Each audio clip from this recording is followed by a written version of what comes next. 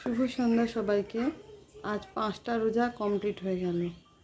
তো আলহামদুলিল্লাহ আমিও 5টা রোজাই রাখতে পারলাম। তো আজ সারাদিন মোটামুটি ভালোই কেটেছে। ঘাড়ের ব্যথাটাও আজ অনেকটাই কম ছিল, কিন্তু স্কুলে যেহেতু আমাদের এপ্রিলের 2 তারিখ থেকে পরীক্ষা, সেটা খুব প্রেশার ছিল, তাই সকালবেলা আপনাদের সাথে তো কথা হয়নি। তো চলুন আমি আজকে সারাদিন কী করলাম কিছুটা দেখে নিই। স্কুল থেকে ফেরার পথে কুমড়োটা কিনে আনলাম, বানিয়ে নিলাম। রান্না করব কুমড়ো আলুর ছক্কা। কড়াই গ্যাসে বসিয়ে তার উপর তেল ঢেলে দিলাম। তেলটা একটু গরম করতে দিলাম। এদিকে কুমড়ো আলুটা বানিয়েছিলাম, ওটা ভালো করে ধুয়ে নিলাম। ভালো করে ধুয়ে একটু জলটা ঝরিয়ে নিলাম। এদিকে এতক্ষণে কড়াইয়ের তেলটাও বেশ গরম হয়ে গেছে। ওতে দিয়ে দিলাম 5 ফোড়ন, 2টো শুকনো লঙ্কা আর 2টো তেজপাতা দিয়ে একটু নাড়াতে থাকলাম। নাড়াচাড়া হয়ে গেলে কুমড়ো আলুটা যে বানিয়ে রেখেছিলাম সেটা তার উপরে দিয়ে দিলাম। এই তেজপাতা, শুকনো লঙ্কা, 5 ফোড়ন একটা কি সুন্দর সেন্ট আছে, এটা খেতে খুব ভালো লাগে।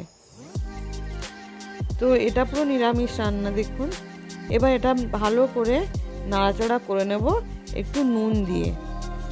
নুনটা দিয়ে দিলাম। এবার ভালো করে কিছুক্ষণ নাড়াচাড়া করব। নাড়াচাড়া করে তার জন্য ছোলা ভিজিয়ে রেখেছিলাম, সেই ছোলা কিছুটা রেখে দিয়েছিলাম, সেগুলো ওই কুমড়ো আলুর মধ্যে দিয়ে দিলাম। দিয়ে আবার একটু ভালো করে নাড়াচাড়া করে নিলাম। এবার দিয়ে দিলাম আদা বাটা, শুধু আদা বাটা, হলুদ গুঁড়ো, লঙ্কা গুঁড়ো, জিরে গুঁড়ো, ধনে গুঁড়ো, সব মশলাগুলো দিয়ে দেব। দিয়ে হালকা জল দিয়ে মশলা এবং সবজিকে ভালো করে কষাতে থাকবো। বেশ কিছুক্ষণ ধরে কষাবো, যাতে মশলা এবং সবজি দুটোই বেশ ভালো করে মিশে যায়। এবার ভালো করে দেখুন কষিয়ে নেওয়া হয়েছে। কষিয়ে নেওয়া হয়ে গেলে এবার আমি এতে দিয়ে দেবো জল। জল দিয়ে আরও কিছুক্ষণ ফুটিয়ে নেব। প্লাস মিনিট 4 মতন ফোটালেই মনে হয় হয়ে গেল। উপর থেকে যখন জল মরে এলো দিয়ে দিলাম চিনি। এবার চিনি দিয়ে আবার একটু হালকা নাড়াচাড়া করে দেব।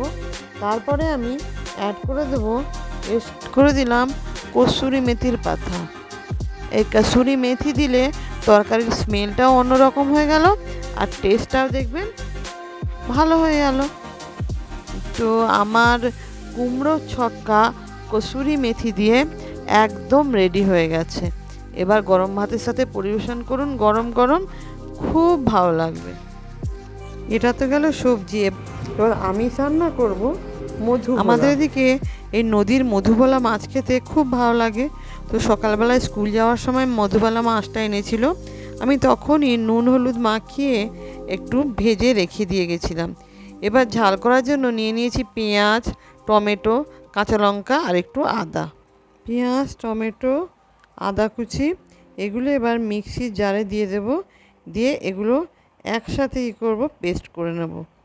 তো আমার দেখুন পেস্ট রেডি হয়ে গেছে। এই পেস্টটা তরকারিতে দেব। তো গ্যাসে কড়াই বসিয়ে দিয়েছি। কড়াইয়ে দিয়ে দিচ্ছি সর্ষের তেল, অন্য সাদা তেল নয়, সর্ষের তেল। তেল গরম করে তাতে কিছু পেঁয়াজ কুচি দিয়ে এবার ভেজে নেব যতক্ষণ না ব্রাউন ব্রাউন হয়ে যায়। ব্রাউন ব্রাউন হয়ে গেলে এবার যে টমেটো পেস্টটা করে রেখেছিলাম সেটা দিয়ে ভালো করে এইভাবে ভেজে নেব। এবার একে একে অ্যাড করে দেবো নুন, হলুদ গুঁড়ো, লঙ্কা গুঁড়ো, জিরে গুঁড়ো, ধনে গুঁড়ো দিয়ে আবার ভালো করে মশলাটা দিয়ে একসাথে কষিয়ে নেব। যখন দেখব ভালো করে কষানো হয়ে গেছে, আমার হাতের তৈরি করা ফিশ কারি মশলা সেটাও একটু দিয়ে দেব। দিয়ে জল দিয়ে আবার ভালো করে মশলাগুলোকে একসাথে কষাতে থাকবো।